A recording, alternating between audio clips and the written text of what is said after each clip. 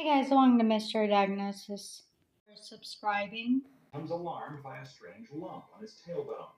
That Dan is suffering from a polyarteritis cyst at the base of his spine. They don't really understand where they come from or why certain people get them. They could be dealt with surgically, and that would Show because copyright. He notices something very strange on his shin. It was very painful. It felt like if you had taken a direct hit from a hockey puck or a baseball or something. Sounds painful. Obviously, that I had not had any kind of trauma there. The surgeon immediately calls off the operation so that he can investigate this new finding. He wants to make sure it's not in any way related to the cyst on Dan's tailbone. The doctor then orders an X-ray, but it reveals nothing out of the ordinary. He wakes up. The doctor informs him that they successfully removed the cyst. That's good. I felt like I sort of expected to feel. Later that day, Dan is released from the hospital with strict orders to stay in bed for the next week. But instead of gradually feeling better, Dan begins to feel worse. Shortly thereafter, I started to just generally feel lousy. In addition to feeling sick and fatigued, strangely, both of his legs are beginning to swell. Circulation problem? Mary was noticing that both of the legs looked like some kind of fluid was being retained there or something. They were both getting kind of puffy. They were Edema shiny fluid. and hot looking. And he complained a great deal about his legs. He soon begins experiencing crippling pains in his legs. Eventually, it gets so bad, Dan can barely walk. Then, just 4 days after his surgery, he's plagued by something he's never experienced before: insomnia. Least expects it. Dan experiences a shocking new symptom. I had literally about 3 bites of dinner. And he spontaneously threw up with no warning. Unfortunately, it happened in front of the kids because it was right at the dinner table. So now the Poor kids are, kids. for the first time, kind of genuinely concerned that something's wrong with Dad. As was I, frankly. And just when he thinks it can't get any worse, Dan wakes up the next morning in the most excruciating pain he's ever felt. Poor guy. The swelling and pain in the legs accelerated dramatically. By Tuesday night, Wednesday morning, one of them was probably swollen to twice its normal size, and the other one not much smaller, all from the knee down. A little bit discolored. Mary is That's not a good sign. Dan's health is deteriorating, and when she checks in on him, she's taken aback by a completely new development. I got up Wednesday morning, and there was about a 3-inch swath of bright purple across the right side of my neck. And it didn't look like a scratch. It wasn't red, it was pink. And I even asked the kids, you didn't accidentally write on Dad with markers. It was unlike any color I'd seen on skin before. And Dan is so weak, he has to be wheeled into the ER. Extremely high fever. I was still presenting new symptoms daily. None of the old ones were really going away, even if they were getting better. This new development turns the investigation on its head. A fever is almost always associated with an infection of some sort in the body, not blood clots.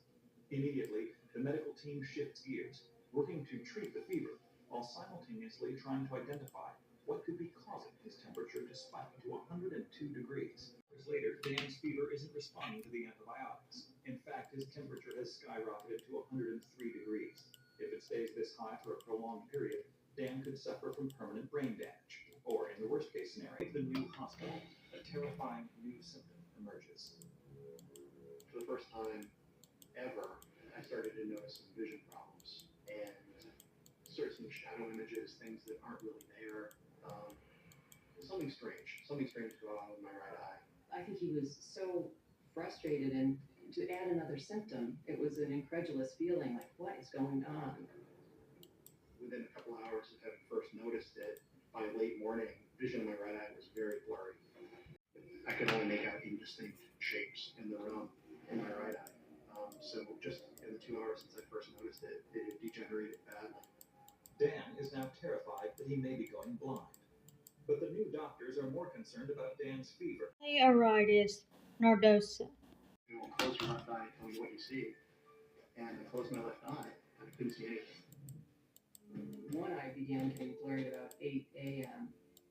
on Thursday, and he was completely without sight 24 hours later. The internist quickly excuses himself and begins trying to track down an ophthalmologist who is available at 10 o'clock at night. I think internists are stoics by nature, but it's clear that he thinks this is highly significant, and the eyes kind of rocket up to the top of the list of symptom sets to be dealt with. Polyarteritis nodosa, or PAN, is a rare and particularly lethal autoimmune disease. For an unknown reason, rogue immune cells randomly attack and inflame the arteries, veins, and capillaries that carry blood to and from the heart.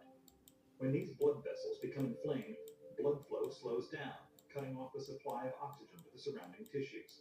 Ultimately, any organ associated with those vessels shuts down entirely.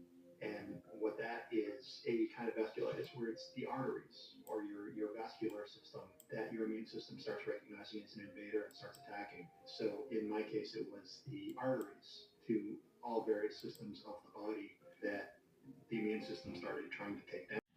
The corticosteroids should reduce the inflammation throughout Dan's vascular system and stop the immune system from attacking any more blood vessels. It just shuts the whole immune system down and renders you almost completely immune suppressed very quickly. Now the only thing they can do is wait and hope that the treatment will help save Dan's left eye and his life. Within 24 hours after starting the prednisone, there was no further decline in the vision. So that was a huge relief. Because at that point I'm thinking I may not be able to read, but I can still make out my kids' faces. Over the next 3 days, Dr. Foster closely monitors Dan, and it seems as though the steroid treatments are truly working. The legs stopped hurting for the first time since before That's good. the surgery. The fever went down. The rashes and the other dermatological problems, they receded pretty quickly after that. It felt right. Okay, now we've got the answer. Good. I think everybody breathed a big sigh of relief after 2, 3, 4 days that in fact he was not going to be at death's door. Finally, after days of being in the hospital, Dan is discharged from the critical care unit. And while he's thankful to be alive, Dan must now deal with the realization that he'll never see the world in the same way again.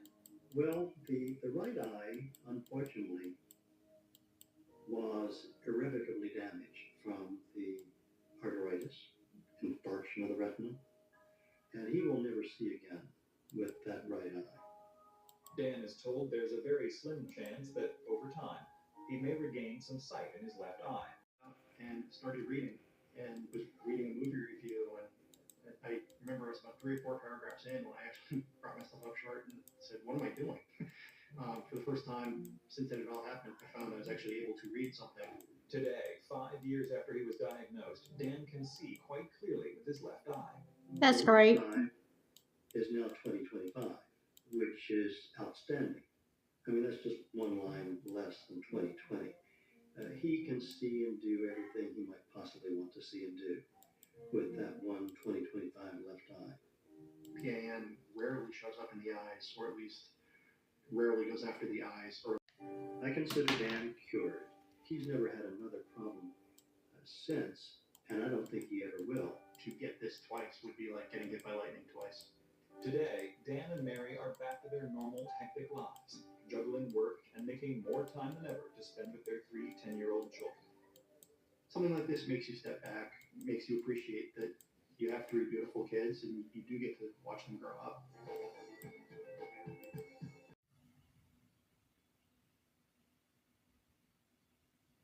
For watching. I'll see you next time.